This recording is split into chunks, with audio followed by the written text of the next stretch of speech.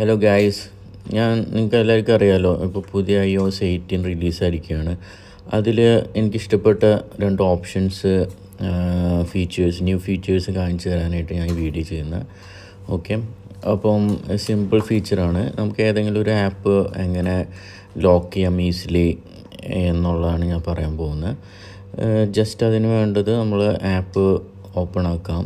അതിന് ശേഷം ആപ്പല്ല, ഏതെങ്കിലും നിങ്ങൾക്ക് ഇഷ്ടപ്പെടുന്ന ആപ്പിൽ ഒരു ലോങ് പ്രസ് ചെയ്യുക. അതിന് റൈറ്റ് സൈഡിൽ നിങ്ങൾക്ക് കാണാം റിക്വയർഡ് ഫേസ് ID എന്ന് പറഞ്ഞിട്ടൊരു ഓപ്ഷൻ. അതിൽ ക്ലിക്ക് ചെയ്യാം.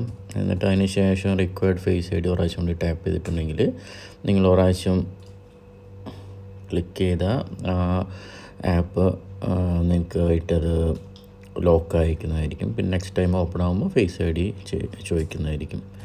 ഓക്കെ, ഇഷ്ടമായി ലൈക്ക് ചെയ്യുക. Thank you.